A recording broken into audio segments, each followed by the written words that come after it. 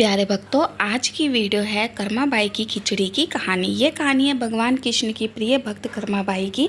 कर्माबाई बचपन से ही अपने पिता जीवन राम को कृष्ण भगवान की पूजा करते हुए देखती थी।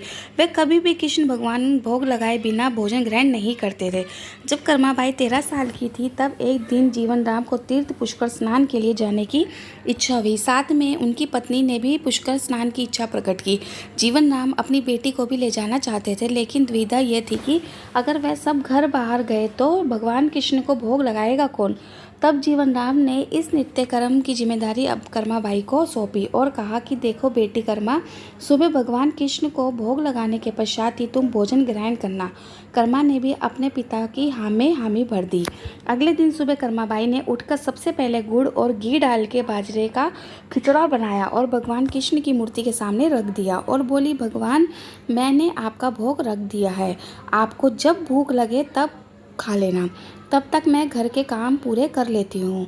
इतना कहकर कर्मा अपने घर के कामों में जुट गई। काम करते करते बीच बीच में आकर देखने पर जब कर्मा को ज्ञात हुआ कि भगवान ने अभी तक खिचड़ा नहीं खाया है, तब उसे संदेह हुआ कि शायद खिचड़ी में घी और गुड़ कम है, इसलिए भगवान कृष्ण भोजन ग्रहण नहीं कर रहे हैं।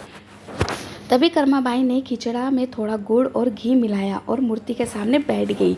वह बोली, भगवान, मेरे पिताजी जब खिलाते हैं तब तो आप खा लेते हो, और तब अब क्यों नहीं खा रहे? और अभी तो पिताजी बाहर गए हैं, उन्हें आने में बहुत दिन लगेंगे। तब तक आपको भोग लगाने की जिम्मेदारी मुझे दी गई है, इसलिए जब तक आप भोजन नहीं खाओगे मैं भी नहीं खाऊंगी। इस तरह जिद पर अड़ी नन्ही कर्मा की प्यारी बातों से भगवान कृष्ण का सिंहासन डोल गया और फिर मूर्ति में से आवाज़ आई, बेटी कर्मा, तुमने पर्दा तो किया ही नहीं, तो मैं भोजन कैसे ग्रहण करूं? तब कर्माबाई ने मूर्ति के आगे अपनी चुनरी का पर्दा किया और कुछ ही समय में कृष्ण मूर्ति के सामने रखी खिचड़ी की थाली खाली हो गई। अब कर्मा रोज़ सुबह सबसे पहले कृष्णा को बाजरे का खिचड़ा खिलाती और बाद में खुद भोजन ग्रहण करती। कुछ दिनों बाद घर लौटने पर कर्मा के माँ बाप श्री कृष्ण की लीला देखकर दंग रह गए। इस तरह कर्माबाई ईश्वर कृष्ण की निसीम भक्त बन गई। अपने जीवन के अंतिम दिनों में कर्माबाई भगवान जगन्नाथ की नगरी जगन्नाथपुरी में एक कुटिया में बस गई थी। वहाँ पर एक दिन कर्माबाई की कुटिया के सामने एक तेजस्वी कांति वाला बालक आया और उसने कर्माबाई से कहा, मुझे भूख लगी है, माँ खाना दो। उस वक्त भी कर्मा अपने भगवान कान्हा को खिचड़ा का भोग लगा रही थी। कर्मा ने उस बालक को भी खिचड़ा खिलाया। उसके बाद से वही बालक हर रोज़ कर्मा के हाथ का खिचड़ा खाने आता था। यह सिलसिला कई वर्षों तक चलता रहा।